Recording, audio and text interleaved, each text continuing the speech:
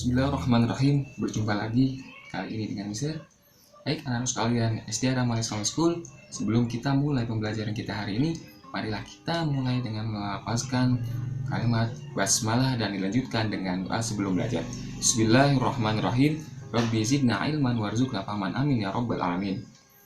Anak-anak sekalian SD Rahmat Islamic School, pada zaman Rasulullah SAW dikisahkan bahwa ada seorang pengemis yang mengetuk pintu Rasulullah SAW, dan pengemis itu pun berkata, "Assalamualaikum," dan dijawab oleh Rasulullah, "Waalaikumsalam."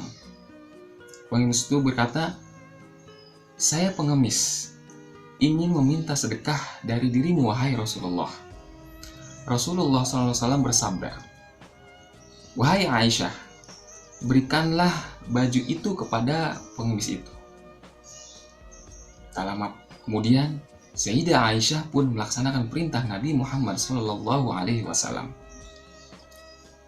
Dengan hati yang amat sangat gembira, pengemis itu pun menerima pemberian beliau dan langsung pergi ke pasar serta berseru di keramaian orang di pasar, "Ayo, siapa yang mau membeli baju Rasulullah? Ayo, siapa yang mau membeli baju Rasulullah ini?" Tak lama kemudian, maka dengan cepat berkumpullah orang-orang dan semua ingin membelinya. Kemudian, berita tersebut terdengar oleh seorang kaya raya, namun penglihatannya tidak dapat melihat atau dikatakan dengan buta. Lalu menyuruhlah orang kaya tersebut, yang buta tersebut, kepada budaknya agar segera membelinya dengan harga berapapun yang diminta. Dan ia pun berkata kepada budaknya, "Wahai budakku, jika kamu berhasil mendapatkannya, maka aku akan memerdekakanmu." Gitulah demikian dari seorang yang kaya raya yang buta matanya. Akhirnya, dengan gigih, budak itu pun berhasil mendapatkannya. Kemudian diserahkanlah baju itu kepada tuannya yang buta tadi. Alangkah gembiranya si buta tersebut dengan memegang baju Rasulullah itu. Orang buta tersebut kemudian berdoa dan berkata, "Ya Rabbi, dengan hak Rasulullah dan berkat baju yang suci ini, kembalikanlah pandanganku." Masya Allah, dengan izin Allah, spontan orang tersebut dapat melihat kembali.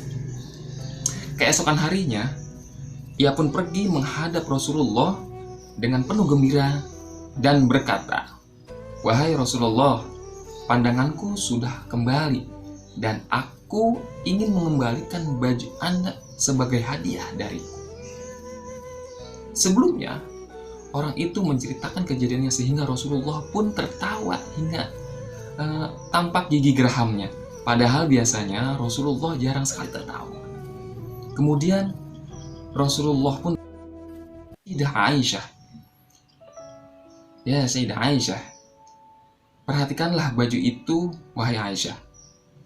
Dengan izin dan berkahnya Allah, ia telah mengayakan orang yang miskin, menyembuhkan orang yang buta, dan memerdekakan budak, dan kembali lagi kepada kita." Masya Allah.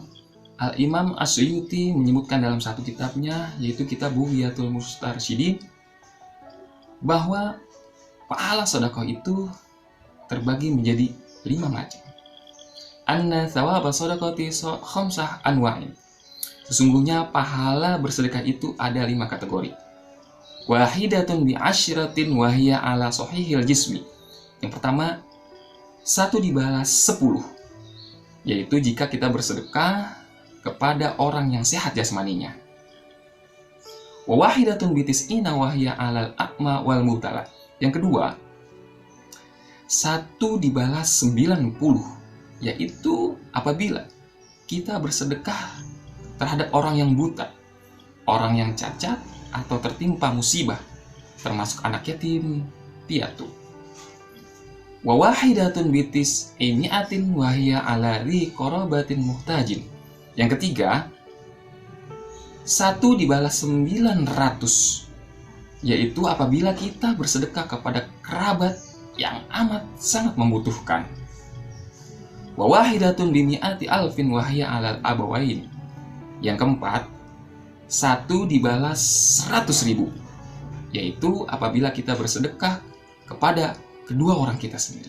Bayangkan, 1 dibalas dengan 100.000 jika kita bersedekah kepada kedua orang tua kita.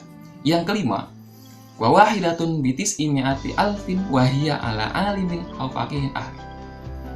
Yang kelima, 1 dibalas 900.000, yaitu apabila kita bersedekah kepada orang yang alim atau yang ahli fikih.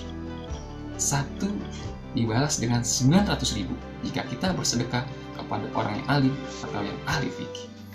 Itulah amat sangat bermaknanya jika kita bersedekah. Terlebih kita bersedekah di bulan Ramadan. Semua pahala dilipat gandakan oleh Allah Subhanahu wa taala. Maka dari itu, marilah kita senantiasa untuk selalu memberikan pertolongan, memberikan bantuan kepada orang yang sedang membutuhkan. Agar apa? Agar kita yang pertama dapat pahala. Tinggal pilih yang mana.